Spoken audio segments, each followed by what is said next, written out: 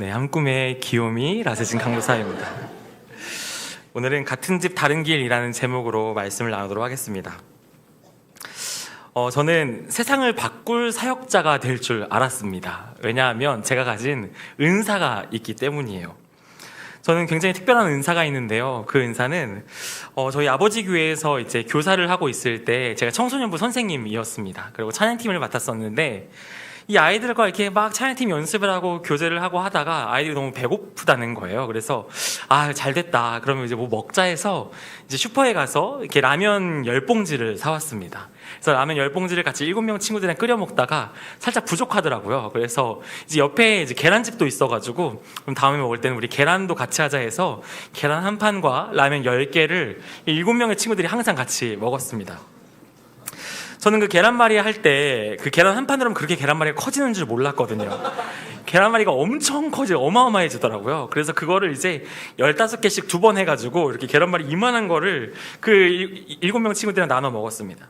그래서 그게 하도 이제 너무 성의 없이 만든 것 같지만 너무 맛있다 그래서 이제 남자 계란말이, 남자 라면 이런 이름으로써 그렇게 아이들과 먹였습니다. 근데 진짜 희한한 거는 그때부터 이 아이들이 뭔가가 달라지기 시작하더라고요.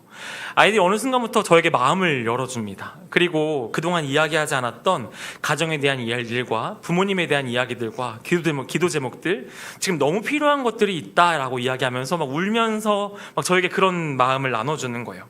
그리고 어떤 친구는 이제 큐티 모임을 하자 그래서 큐티 모임을 시작했고요. 또 콘티 어떻게 짰는지 나눠달라고 콘티 짜고요. 또 말씀 준비하고요. 또 기도회 하고요. 아침 10시에 시작했던 이 찬양팀 모임이 밤 12시가 돼도 끝나지 않는 모임이 됐습니다. 그래서 부모님한테 막 전화가 왔어요. 도대체 라세진 너 뭐 하는 사람이야? 빨리 안 보내 집으로? 이러면서 막 혼나기도 했습니다. 제가 한 거는 저의 은사에 따라서 맛있는 라면을 끓여줬고요. 맛있는 계란말이를 해줬던 것 뿐이었죠. 그리고 나서 그 다음 사역지 교회로 가게 됐습니다. 그래서 한번 이제 이 라면과 계란말이로 승부를 받다가 한번 얻어본 그 경험이 있다 보니까 그래 좋다. 여기서도 이 맛있는 라면과 계란말이로 이들을 사로잡아야겠다. 이런 은사를 사용하려고 했습니다. 이상하게도 라면을 아무리 끓여주고 계란말이 해줘도 이들은 마음을 열질 않더라고요. 그래서 와 참 희한하다. 난 이건 은사인데 왜 이럴까 고민했습니다. 그러다가 어느 날 그냥 요즘 목살 필라프가 유행이라고 하더라고요. 그래서 목살 필라프에 알리오 올리오 파스타를 해줬습니다. 난리가 나더라고요. 아주 애들이 막 너무 맛있게 먹습니다. 그러더니 또 그 아이들도 그걸 같이 먹으면서 교제하면서 마음을 나눠주고 심지어 금요일날 밤에는 한 10명의 친구들이 항상 모여가지고 저희끼리 성경에 대한 얘기도 하고요. 또 토요일 아침 일찍 축구를 하러 가기도 하고요. 그러면서 자기의 삶에 대한 고민도 나누고 말씀 한 절에 은혜 받았다 하면서 둘이 이렇게 누워가지고 그 청소년이랑 같이 막 눈물을 흘리면서 이렇게 말씀을 나눴던 기억이 있습니다. 저는 요리만 해주면 마음을 열더라고요. 이게 저의 은사인 줄 알고요. 또 세 번째 교회에서도 열심히 또 알리올리오도 만들어 줘보고 필라프도 해주고 라면도 끓여주고 열심히 했습니다. 근데 아무리 해줘도 반응이 없더라고요. 근데 제가 그 교회 섬긴 지 4년 차 때에 돼지고기 가지덮밥을 한번 해줬습니다. 그때 그 청년들은 다 뒤집어졌습니다. 지금도 너무 그립다고 매주 이렇게 연락이 오고 돼지고기 가지덮밥을 찾습니다.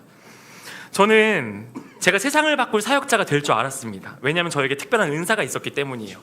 와, 요거 나는 뭐 만들어서 먹이기만 하면은 이렇게 마음을 열어주고 이렇게 목회자를 좋아해주고 또 하나님에 대한 열심이 생기는구나, 이런 걸 어디 가서든 이제 할 수 있겠다, 이런 마음이 있었던 거였죠. 근데 그 다음 교회에서 똑같은 방법으로 했지만 그 방법이 통하지 않던 때가 있더라고요. 이렇게 했을 때 이렇게 좋았는데 여기서는 그게 안 된다라는 것이죠. 여러분, 오늘 우리도 그런 고민을 갖고 계시진 않으신가요? 내가 신앙생활을 처음 시작했을 때, 나의 신앙의 리즈 시절 때 그땐 이런 게 있었고, 이렇게 해서 우리 다음 세대와 또는 나의 목원들과 나의 뭐 팀원들과 여러 성도님들에게 은혜를 나눴던 때가 있었는데 왜 지금은 그런 것들이 보이지 않지? 그때처럼 열심히 하고 있는데 똑같은 방법으로 하는데 왜 그게 안 될까? 이런 고민이 제게도 있었던 것이죠. 여러분, 오늘 말씀은요, 이스라엘의 가장 영적으로 어두웠던 시대에 같은 집에서 살았던 다른 집을 걷는 자녀들의 이야기입니다. 그리고 이들에게는요, 전혀 다른 부모가 있었습니다. 이 정반대의 부류의 자녀들은 과연 어떤 삶을, 무엇을 배웠길래, 무엇이 특별했길래 이 다른 길을 걷게 되었던 것일까요? 이것의 특징은요, 전혀 다른 두 부모의 삶이 맺은 결과이고 열매였다라는 것이죠. 그렇다면 이 부모는 어떻길래 이 자녀들이 이렇게 되는 것일까? 오늘 함께 살펴보려고 합니다. 그리고 이 두 부모를 비교하면서 우리 함께 꿈꾸는 교회의 모든 모임 속에 믿음의 길을 걷는, 믿음의 길을 고백하며 나아가는 우리 공동체 되기를 함께 소망합니다. 이 사사시대 말에 제사장이었던 엘리에게는요, 두 아들이 있었습니다. 여러분도 잘 아시다시피 홈니와 비느하스입니다. 이들은 늙은 아버지 제사장 엘리를 이어서 실로에서 제사장으로 섬기고 있는 이들이었죠. 그리고 이들은 그 시대 속에서 엄청난 불량배들이었습니다. 오늘 말씀 몇 절을 같이 읽어볼 텐데 이들이 얼마나 불량배였는지를 함께 보기 원합니다. 일단 12절 말씀 우리 함께 보도록 하겠습니다. 12절입니다. 함께 읽겠습니다. 엘리의 아들들은 행실이 나빠 여호와를 알지 못하더라. 여러분, 이들은요 제사장이었습니다. 그런데 그들은 행실이 몹시 나빴다라고 이야기합니다. 그 나쁜 행실의 사례는요 13절부터 16절까지 기록되어 있고, 이들은 하나님께 드려져야 할 것들을 중간에 탈취하는 자들이었습니다. 당시 제사는 하나님께 제물을 드리되 번제로 태워드리는 부분과 그렇지 않은 부분으로 나누어져 있었습니다. 그리고 그 태우지 않는 부분 중에서 일부는 제사장들과 제사장의 가족들, 꼭 레위인들 이렇게 나눠 먹는 것이 그 당시의 문화였던 것이죠. 그런데 이들이 사환을 시켜서 그 고기를 정당한 방식으로 나누는 것이 아니라 그 가운데 큰 것을 먼저 챙겨가는 일들이 벌어졌다는 거예요.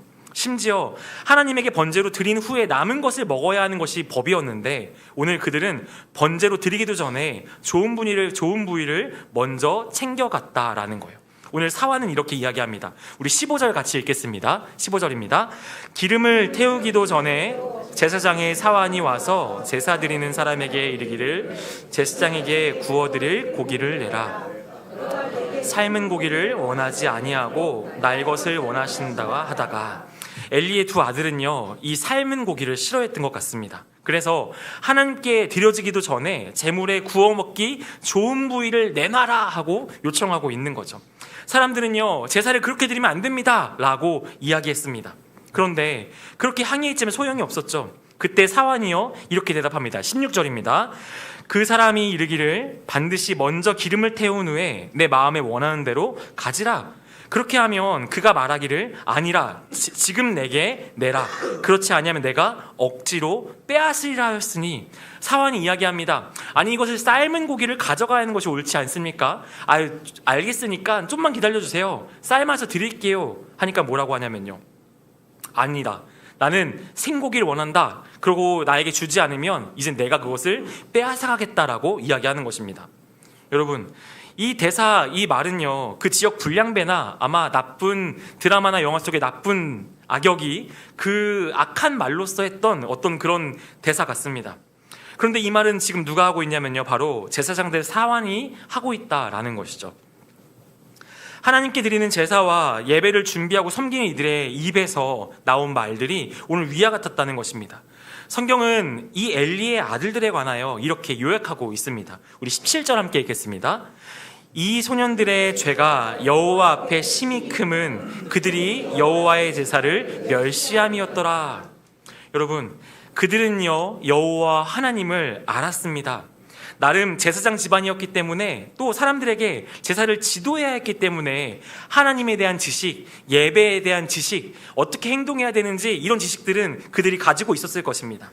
그런데 성경은 이들이 하나님을 알지 못했다라고 평가하고 있습니다.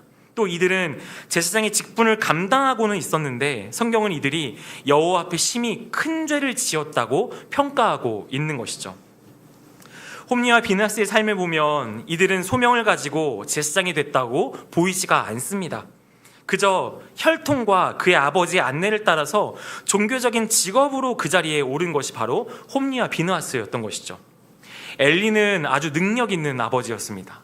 자기가 가진 힘과 능력으로서 낙하산으로 두 아들에게 평생을 안정되게 먹고 살 수 있는 직업을 마련해 준 거예요. 그리고 어떻게 해야 한다? 이땐 이렇게 해야 되고, 그때 성도들의 눈을 잘 봐, 성도들이 가지고 온 동물들을 잘 봐, 어떻게 드려야 돼, 이땐 뭘 하는 거야, 제사장이 해야 할 모든 역할과 임무들을 다 알려주었습니다.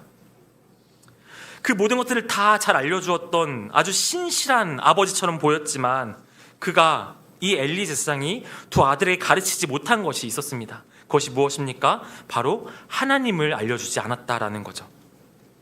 그 결과 이 두 아들은요, 제사장이 되어서 그 제사장의 권한을 가지고 하나님을 우습게 만들었습니다. 하나님에게 드리는 제사도 아주 우스운 것으로 만든 게 홈리와 비느하스인 것이죠. 그들은 자신들이 하나님을 믿지 않는다는 것을 자신들의 행동으로 증명한 것입니다. 우리는 이 제사장의 집안에 일어난 비극을요, 조금 더 살펴볼 필요가 있습니다. 성경을 보면 엘리 자체는요, 그렇게 나쁜 제사장은 아니었던 것처럼 보입니다. 약간 무감각하기는 하지만 사무엘의 탄생을 예언한 것이 바로 엘리였습니다. 그리고 한나가 기도할 때 한나의 마음 가운데 하나님의 마음을 나누기도 합니다. 또 사무엘이 하나님의 음성을 듣고 순종할 수 있도록 가르쳐준 것도 이 엘리 제사장이었습니다. 대단하게 좋은 제사장은 아니었지만 그렇다고 너무 나쁜 제사장도 아니었던 것이죠. 그런데 그는 철저하게 자녀를 신앙으로 키우는데 실패한 부모였습니다. 그리고 그 실패로 말미암아 철저하게 망하는 자리에까지 가게 되는 것이죠. 바로 오늘 본문 뒷부분인 22절 이후로부터 읽어보면요, 엘리의 두 아들이 행한 충격적인 사건 하나가 더 등장합니다. 그것은 바로 회막문에서 수종드는 여인들과 동침한 사건이었습니다. 우리 22절 말씀 한번 같이 읽어볼까요? 22절입니다. 엘리가 매우 늙었더니 그의 아들들이 온 이스라엘에게 행한 모든 일과 회막문에서 수종드는 여인들과 동침하였음을 듣고, 이 회막문에서 수종드는 여인들은요, 하나님에게 제물을 올려드리는 제사와 관련된 많은 다양한 일들을 했던 헌신된 자들이었습니다. 제사에 필요한 다양한 일, 다시 말해서 예배에 필요한 여러 가지 일들을 하는데 여성들의 도움이 필요했던 거죠. 그래서 그런 일을 하는 여인들이 자기 자신의 삶을 하나님께 드리겠다고 제 삶을 성전에서 사용하고 싶습니다, 헌신된 자매들이었던 거죠. 그런데 그런 일을 하는 여인들과 엘리의 두 아들이 바로 잠자리를 했다라는 거예요. 여기 중요한 표현이 한 가지 있습니다. 이들이 바로 여인이 아니라 여인들이었다는 거죠. 사랑으로 이루어진 정상적인 한 여인과의 결혼 생활을 말하는 것이 아니라 엘리의 두 아들은 그 회막 안에서 가장 힘이 있는 권력자였고 그 회막 안에서 봉사하는 신실한 여인들을 유린하는 자들이었다는 것입니다. 심지어 그 피해자는요, 한 명이 아니라 여럿이었습니다. 이 일을 아버지가 전해들은 거죠, 여러분. 이런 일들을 제사장인 아버지가 전해들었다면은 오늘 그 아버지는 어떤 이야기를 해야 할까요? 오늘 뒷말씀을 읽어보니까요, 엘리는 그 아들들을 불러서 이렇게 얘기합니다. 어찌 그런 일들을 하였느냐? 그리하지 말라라고 이야기합니다. 어찌 그런 일들을 했느냐? 그리하지 말라. 평소와 다르게 아주 용기 내어 두 아들을 혼낸 것입니다. 어찌 그런 일들을 하였느냐? 그리하면 안 된다.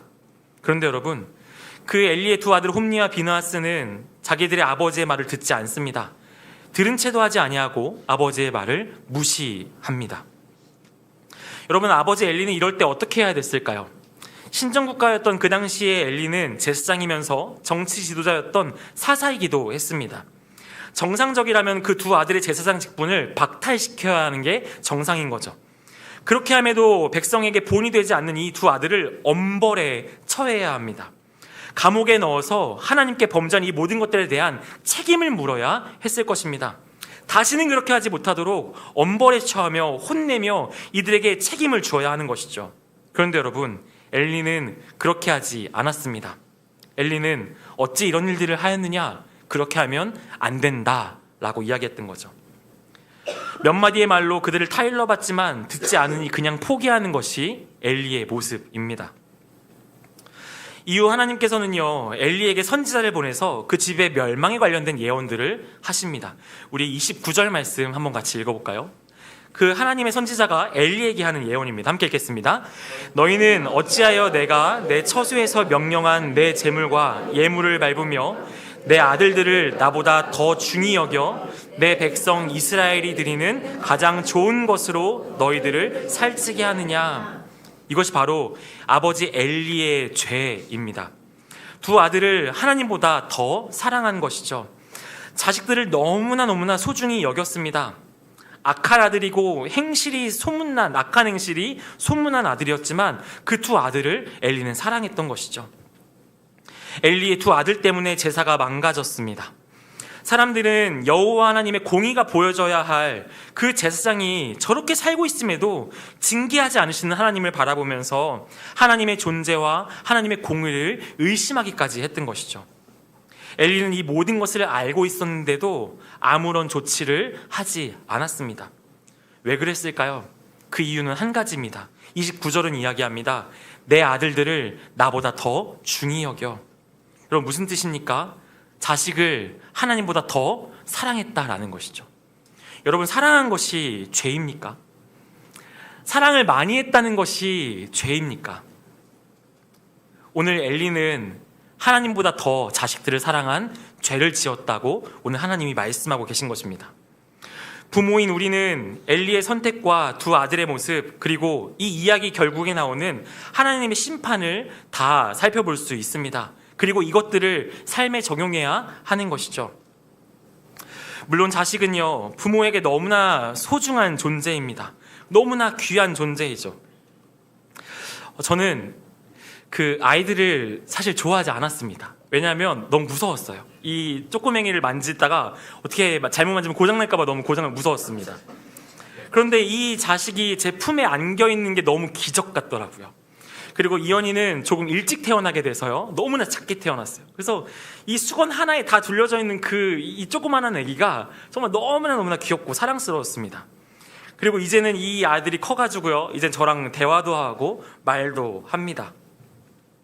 오늘 제가 저희 아들에게, 저 아들은 굉장히 특별한 관계거든요. 그래서 아들의 어려움을 제가 아주 깊이 이해하고 또 저의 어려움도 저희 아들이 깊이 이해합니다.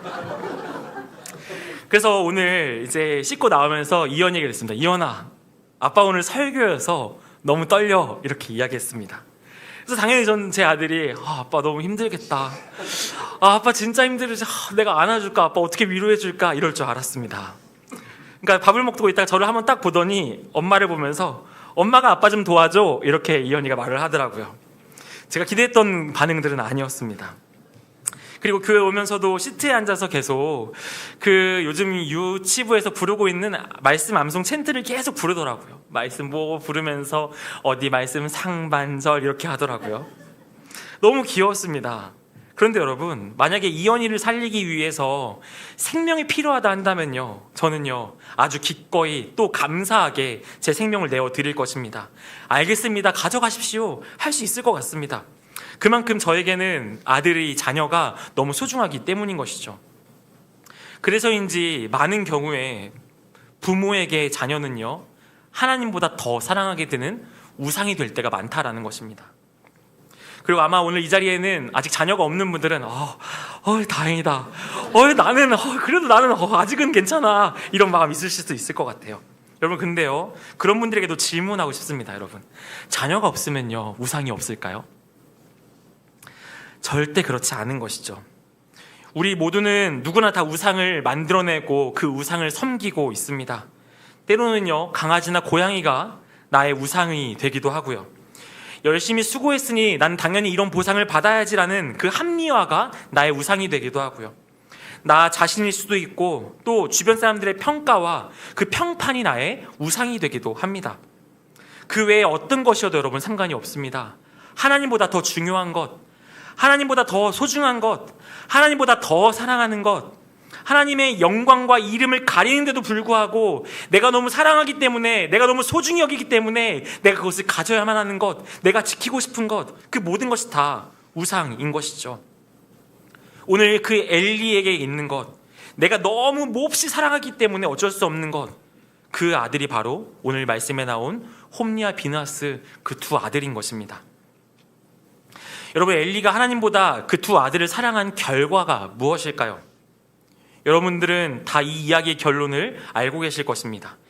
엘리와 그 아들 홈리와 비느하스, 그리고 비느하스의 아내까지 한날에 죽는 것으로 그들의 인생이 마무리되는 것이죠. 여러분, 엘리가 하나님을 가르치지 못한 것, 엘리가 하나님보다 이 두 아들을 사랑한 결과, 그들 모두가 한날 한시에 죽는 것, 그것이 그들의 결과였다라는 것입니다. 그런데 여러분, 이 악한 엘리의 두 아들의 이야기 사이에요, 아주 특별한 이야기가 하나 껴있습니다. 두 아들의 횡포를 이야기하고요, 그로 인해서 이 두 아들이 어떠한 저주가 있을 거다라는 그 사이에 등장하는 한 아이 사무엘 이야기가 있는 것입니다. 우리 18절 말씀 한번 같이 읽어볼까요? 18절입니다. 사무엘은 어렸을 때에 세마포 에봇을 입고 여호와 앞에서 섬겼더라. 사무엘은요, 여러분, 나이가 아주 어렸습니다. 그런데도 이 어린 사무엘은요, 제사장이 입는 그 모시 에봇을 입고 여호와 앞에서 여호와를 섬기고 있었다라는 것이죠. 우리는 근데 이 말씀은요, 한 가지 병행 구절로 더 강조되는 말씀입니다. 우리 17절 말씀도 한번 같이 읽어볼까요? 17절입니다.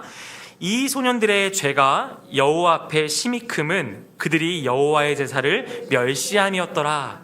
아까 사무엘은요, 어렸을 때 세마포의 옷을 입었다 이야기하고요, 이 17절에는요, 이 소년들 홈리와 비느하스의 죄가 여호와 앞에서 심히 컸다라고 이야기하는 것이죠. 여러분, 근데 이 말씀은요, 사실 잘못된 말씀이에요.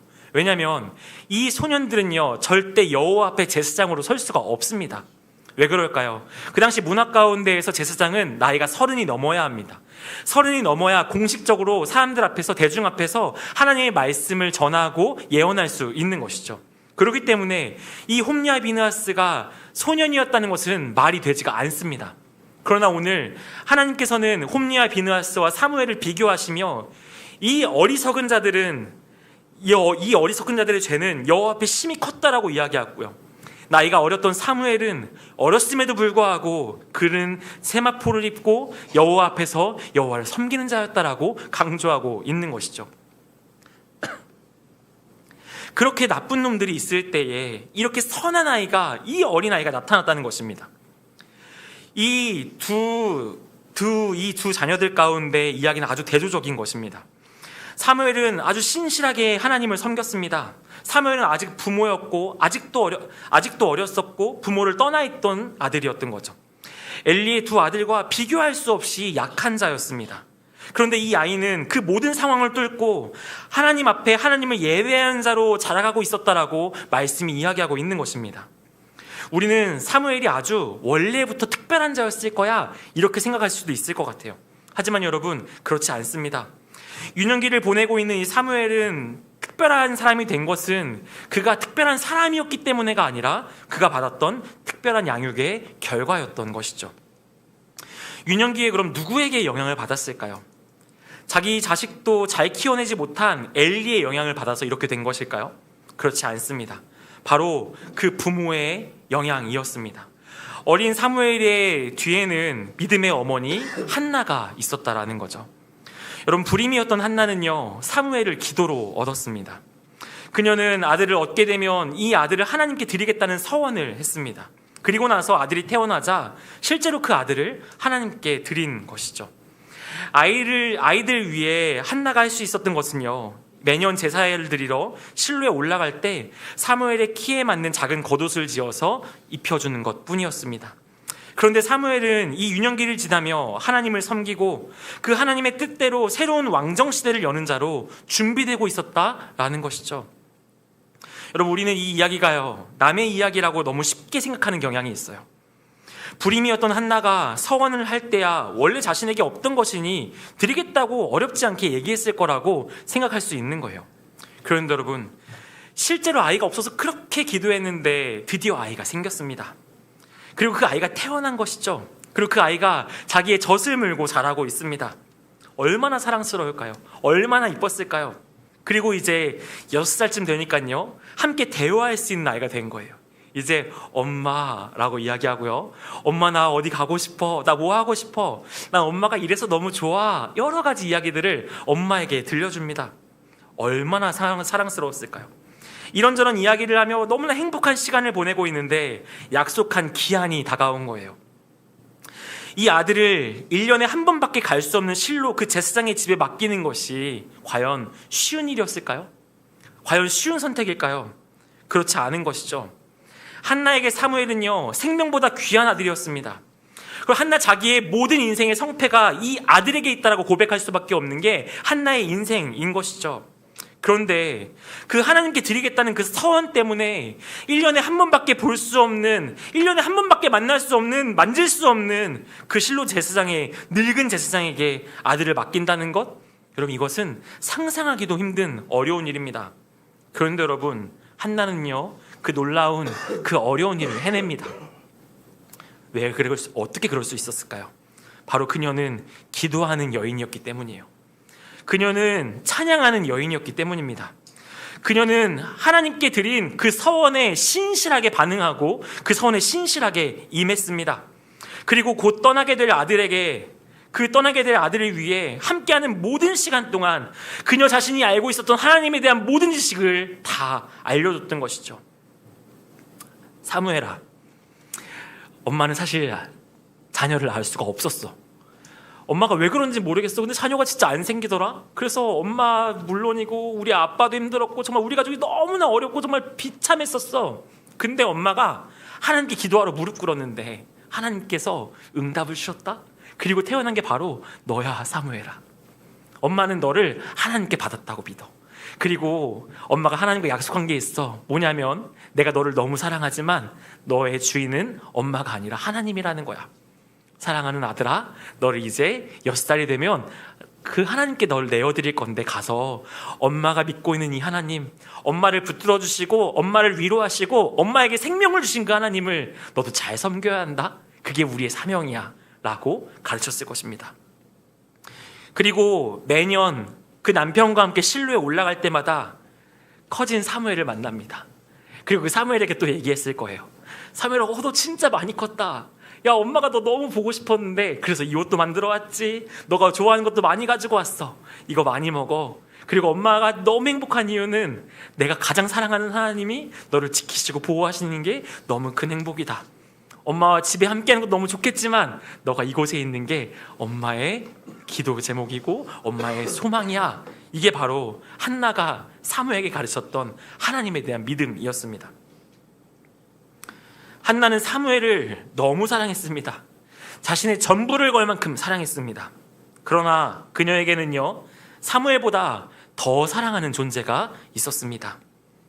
자신의 통곡을 들어주신 하나님, 자신에게 가장 소중한 것을 안겨주신 하나님, 자신을 보고 계시고 알고 계시며 사랑하시며 나에게 가장 좋은 것을 준비해 주시는 그 하나님을 한나는 알고 있었습니다.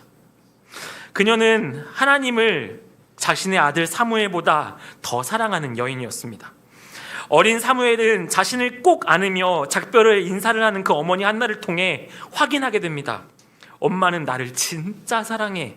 엄마는 나를 자신의 전부처럼 여겨줘. 그러나 우리 엄마는 나보다 하나님을 더 사랑해.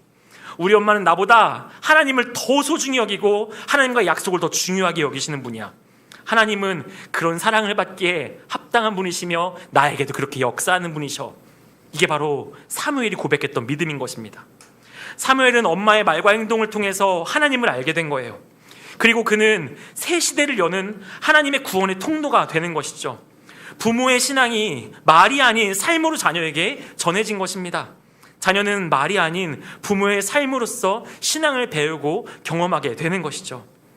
그런 사무엘의 신앙은 바로 한나에게 물려받은 것입니다. 우리가 기억해야 할 내용이 진리가 바로 이것입니다. 하나님보다 내가 더 사랑하는 것은 다 우상이다. 심지어 내가 사랑하는 자녀라 할지라도 말이다. 그 어떤 것도 하나님의 자리에 둘 수 없고 두어서도 안 된다라는 것이죠. 사랑하는 여러분, 오늘 우리의 공동체 가운데 이런 도전이 있기 원합니다. 우리 공동체 다음 세대를 위해서, 그리고 다음 세대뿐만 아니라 우리의 다락방과 우리의 팀들과 사역팀과 여러 면에 있어서 그냥 이 사역을 잘 돼가고 이 사역에 잘 맞는 사람을 길러내고 양육하고 이 사역에 충실된 일꾼들을 키워내는 것이 목적이 아니라 하나님을 아는 자로서, 하나님을 경험하는 자로서 오늘 나를 만나주시고 나를 찾아와 주시고 나를 죽음 가운데 구원하여 주신 그 하나님의 놀라운 은혜가 살아 숨쉬어 오늘 내 앞에 있는 이들에게 전해지고 나눠지는 것, 그것이 우리 교회의 믿음의 고백이기를 간절히 소망합니다. 그리고 그 일들 가운데 함께 믿음으로 나아가는 저희 모두가 되기를 간절히 원합니다. 여러분, 요엘에게라는 찬양을 다 아시나요? 조준모 교수님이 쓰신 요엘에게라는 찬양입니다. 이 조준모 교수님도 아마 그 첫째 자녀가 요엘이었던 것 같습니다. 이 자녀가 태어나기도 전에 그 아들이 태어날 때 내가 줄 수 있는 가장 큰 선물은 뭘까 고민하다 보니까요, 이 아빠에게는 하나님에 대해 이 아들이 바르게 알았으면 좋겠는 거예요. 그래서 이분이 찬양을 만들어서 썼습니다. 그 찬양 가사를 제가 읽어드리겠습니다. 하나님은 너를 만드신 분, 너를 가장 많이 알고 계시며 하나님은 너를 원하시는 분, 너를 쉬지 않고 지켜보신단다. 그의 생각 셀 수 없고 그의 자비 무궁하며 그의 성실 날마다 새롭고 그의 사랑 끝이 없단다. 여러분이 너무나 잘 아시는 찬양입니다. 한 아버지는 자신의 자녀에게 줄 수 있는 최고의 선물로서 태어나기도 전에 너에게 줄 수 있는 가장 큰 선물은 나를 구원하신 하나님에 대해 너가 아는 것이란다 고백합니다. 그리고 오늘 우리는 이 찬양을 지금까지는 상대방을 축복하기 위한 찬양이었지만 오늘은 우리는 이것을 우리의 사명으로서 같이 고백하기 원합니다. 축복하며 주님, 내가 당신에게 있어서 이런 하나님을 알려줄 수 있는 통로가 되기 원합니다. 내가 그렇게 당신을 사랑하겠고 그렇게 당신을 섬기겠고 그렇게 당신에게 하나님을 이야기하는 하나님의 사람이 되기를 간절히 약속하는 마음으로서 이 고백을 함께 나누고 함께 찬양하는 저희가 되기 원합니다. 여러분, 이 마음이 함께 같이 고백하기 원합니다. 우리 함께 찬양하겠습니다.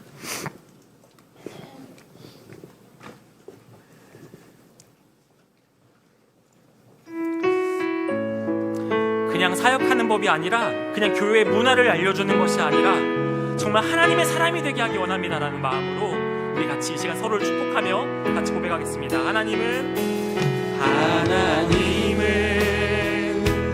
너를 만드시는 분, 너를 가장 많이 알고 계시며 너를 가장 많이 알고 계시며 하나님은 너를 만드시는 분, 너를 가장 깊이 이해하신다. 하나님은 너를 지키시는 분, 하나님은 너를 지키시는 분, 너를 절대 포기하지 않으며 너를 절대 포기하지 않으며 하나님은 너를 지키시는 분, 너를 쉬지 않고 지켜보신단다. 쉬지 않고 지켜보신단다. 우리 같이 고백합시다. 그의 생각 셀 수 없고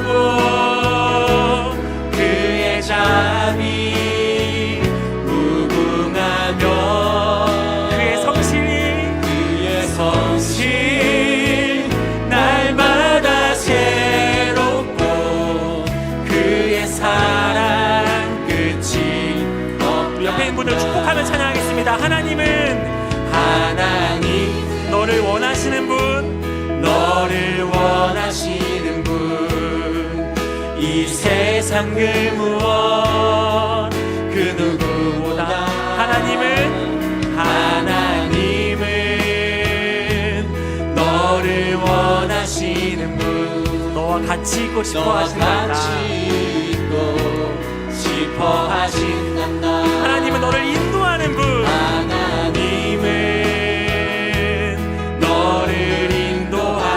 우리가 광야에 있을 때에도 폭풍 중에 있을 때에도 폭풍 중에 우리를 인도하는 분이십니다. 하나님은 너를 인도하는 우리의 삶이 그런 하나님을 드러내기 원합니다. 조장으로 인도하신단다. 그의 생각 셀 수 없고 그의 자비 무궁하며 그의 성실 날마다 새롭고 그의 사랑 끝이. 우리 한 번 더 같이 고백합시다. 그의 생각 셀 수 없고 그의 자비 무궁하며 그의 성실 날마다 새롭고 그의 사랑 끝이 없단다. 우리 시간 같이 기도했으면 좋겠습니다. 여러분, 이 찬양은 그냥 하나님이 어떤 분이신지를 이야기해주는 찬양이 아닙니다. 이 찬양은 한 아버지가 아직 태어나지도 않은 자신의 자녀에게 나의 평생을 걸고 하나님이 어떤 분이신지 너에게 알려줄게.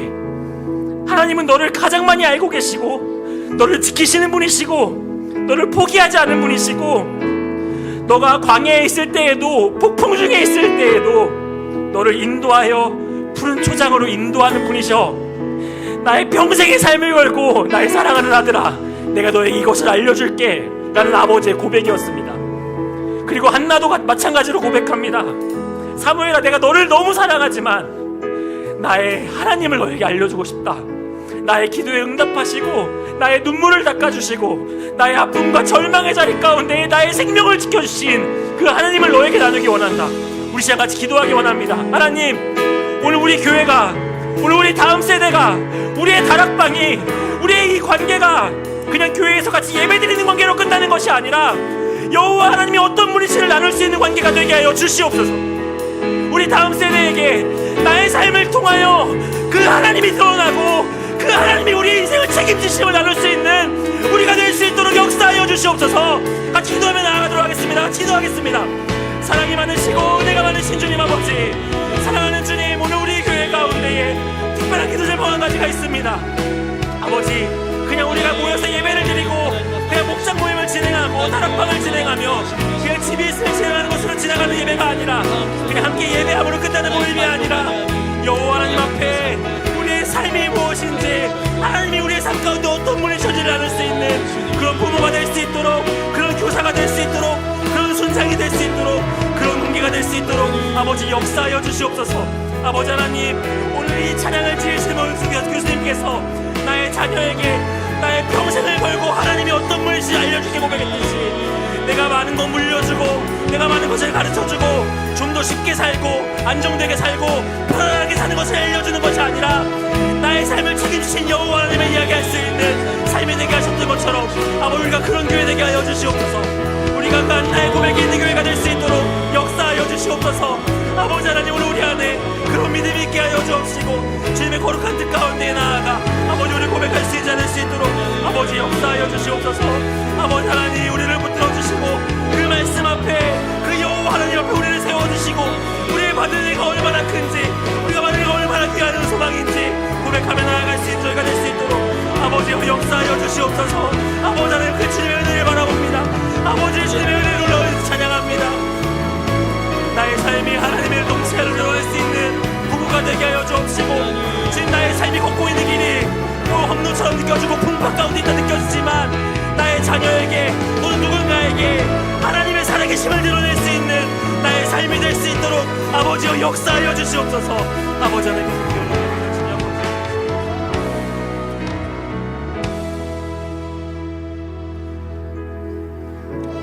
여러분, 그 하나님을 전하지 못할 가장 큰 문제는 무엇일까요? 저는요, 너무 두렵습니다. 왜냐하면 제가 계획한 것이 있고 제가 꿈꾸는 것이 있는데 꼭 이 모양이 그것에 어긋날까봐 너무 두렵습니다.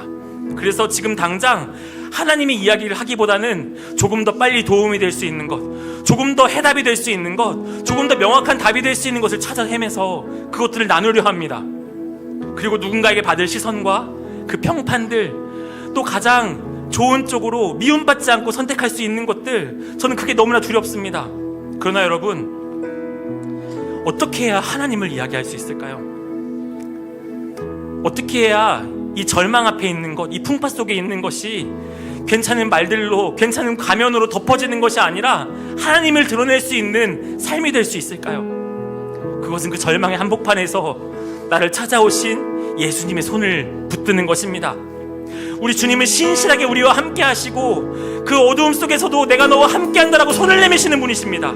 우리 그 어려움 가운데 있는 분들 계시다면 우리 이 어려움을 돌파하기 위해 나의 어떠한 우상을 붙들고 나의 어떠한 결과를 찾고 나의 계획을 붙드는 것이 아니라 이 가운데 함께 하시는 예수 그리스도가 우리의 자랑이 되게 하여 주시고 함께 하시는 예수 그리스도가 우리의 능력과 소망이 되게 하여 달라고 우리 잘 믿음으로 한 번 더 같이 기도하며 나아가도록 하겠습니다. 같이 기도하겠습니다.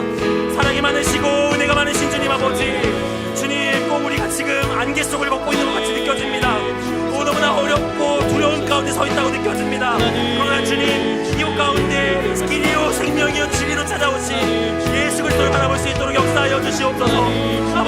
주님, 주님의 손을 붙들고 아버지의 약속을 붙들고 아버지의 소망을 붙들고 나아갈 수 있는 저희가 될 수 있는 하나님 주여 우리를 붙들어 주시옵소서.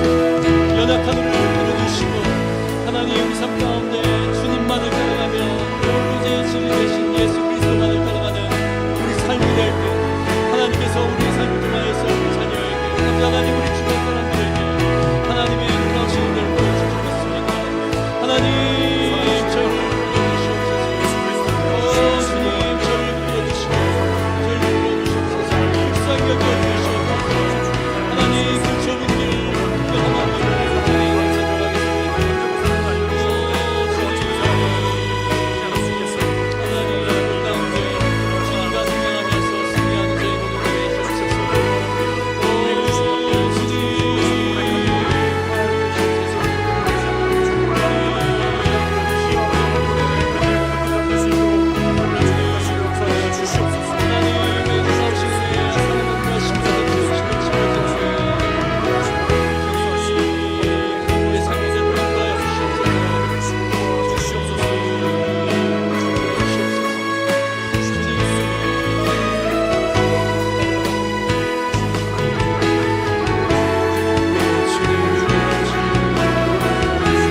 다같이 자리에서 일어나서 찬양합니다.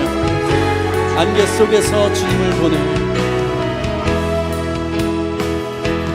안개 속에서 주님을 보내 아무도 없을 것 같던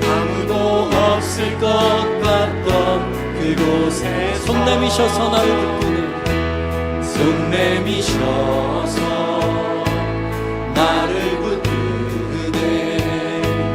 길고 쓰러져 가던 그곳 주 말씀하시네 내 손 잡으라고 주 말씀하시네 내 손 잡으라 내가 곧 길이요 진리요 생명이니 내가 곧 길이요 진리 생명이니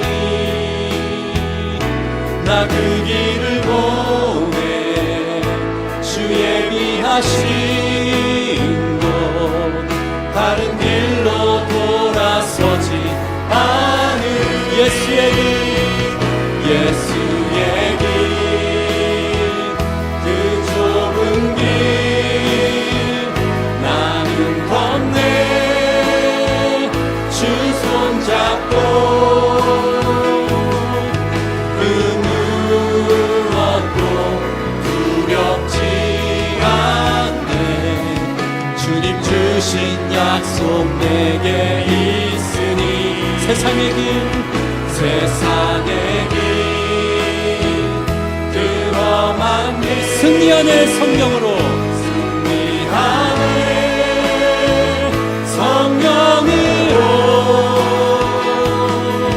그 무엇도 바라지 않네 저 하늘에 예수의 길 그 좁은 길 예수의 길 그 좁은 길 나는 건네 주 손잡고 그 무엇도 두렵지 주님 주신 약속이 우리에게 있기 때문입니다. 주신 약속 내게 있으니 세상의 길 그 험한 길 세상의 길 그 험한 길 승리하네 성령으로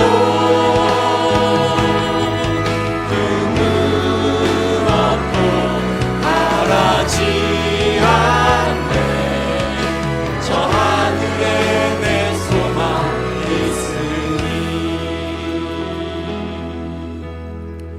너희는 어찌하여 내가 내 처소에서 명령한 내 제물과 예물을 밟으며 내 아들들을 나보다 중히 여겨 내 백성 이스라엘이 드리는 가장 좋은 것으로 너희들을 살찌게 하겠느냐.